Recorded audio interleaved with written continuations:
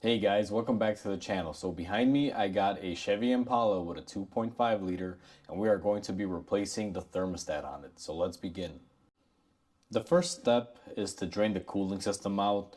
Now you guys may do this a little bit differently than my approach, but what I'm gonna do is, this is the radiator drain petcock, and what I'm gonna do is I'm gonna be turning this counterclockwise to get it loose so the fluid can start draining out.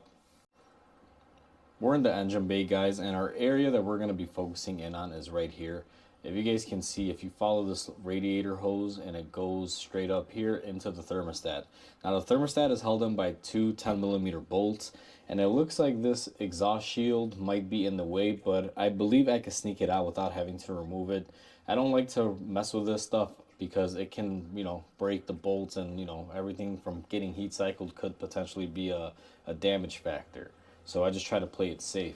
Now, the first thing that I did here was this connector was right here. I just went ahead and I took it off just to give myself more space and more room for the camera.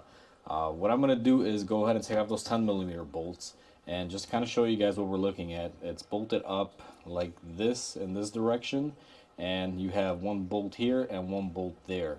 And you just remove those two and the thermostat will come off. So I'm going to go ahead and do that and come back with you guys.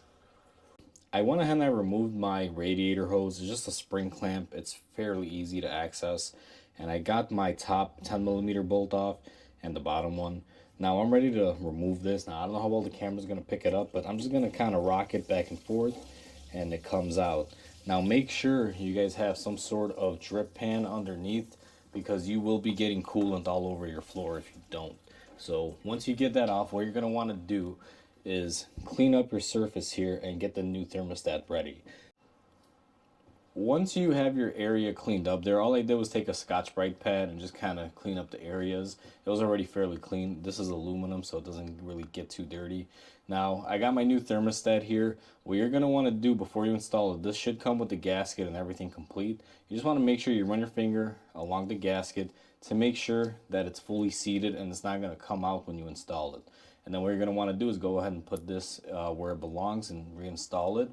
Now I'm going to do it off camera because I got to get where the camera is, guys, but it's fairly easy. You just, put it in the way we took it off. So I have my thermostat housing in, and my two 10mm are already bolted in. Now I use a 1/4" flex head 10mm long to be able to get in there. The top one is right here, as you guys can see, very easy to get to, and then the bottom one is just below here. Now this shield does make it a little difficult. If this was off, you probably have a little bit more swing room in there, but I was able to tighten it and loosen it just fine.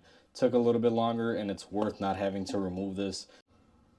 Now that we went ahead and we got our lower radiator hose attached to it, this clamp will fight you if it gets on the lock, guys. What you're supposed to do is just kind of like pop it upwards and it'll unlock itself. The last and final thing that you want to do, just so you don't forget, is go ahead and attach your connector here that was in the way. These are very easy. Just lock down the tab, and then you just want to put it back into the little loop where it was originally. And we are all set and we're ready to start bleeding.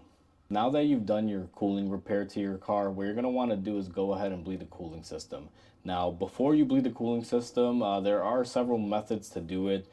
They do make a special funnel that you can attach to this that'll raise the coolant level so you can get the maximum air out on it.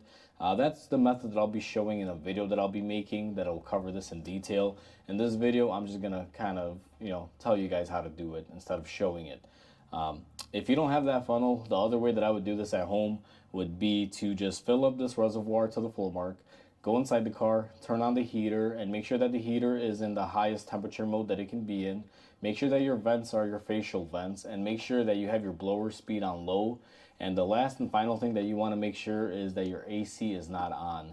You do not want your fans kicking on when you're bleeding the cooling system, because you're going to run the engine until your fans turn on normally once the engine has reached a certain temperature, and that'll kind of be the indicator that your thermostat has opened and has basically run the coolant cycle inside the engine. So you know you've gotten all of the air out, if not most.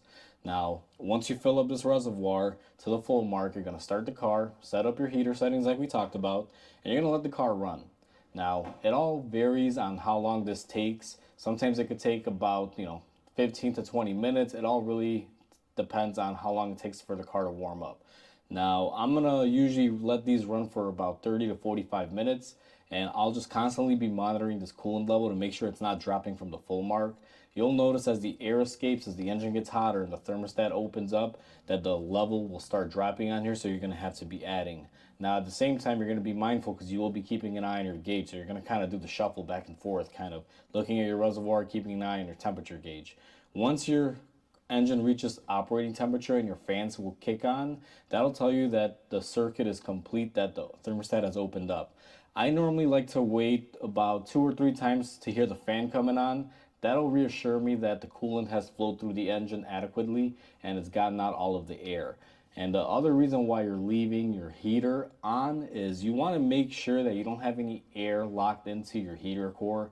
That is a part of the cooling system, and if you do decide to bleed your system and your heater system is in the AC mode, you won't be getting any air out of your heater core, and you may have an air bubble in there. Your car may overheat, or you may have potential issues going down the road. I know sometimes when you have air in the system, you'll hear kind of like a waterfall sound when you accelerate your engine. So make sure you have it on heater mode. I'm going to go ahead and do that off camera here, guys, because I'm going to be showing you guys the method that I choose to do it. Now, besides the two methods that I just mentioned, there is one other method that I do like to do. It's called the airlift system. Basically, you vacuum out your whole entire cooling system and you're able to suction it to zero or negative pressure, and then you refill it with that vacuum, and that'll get most of the air out, if not all of it, on the first shot. But even when I do those, I still tend to run the car. These Chevys do have a tendency to kind of overspill the coolant, so if you get a lot of overspilling, just be mindful and make sure you have a catch pan underneath. That concludes the video, guys. Sorry that I'm not showing it in this video how to bleed the cooling system, but there's going to be a separate video in full detail that covers this.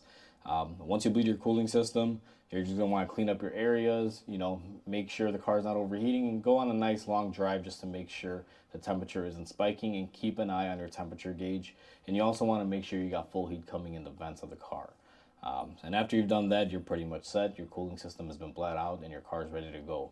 Hopefully you guys enjoyed this video. Hopefully it helps you guys out if you're doing a similar repair to this, or if you are working on the exact same thing. Please comment, like, and subscribe. It'll definitely help my channel grow. And with that said, guys, hope you guys have a wonderful day, and I'll catch you guys on the next repair.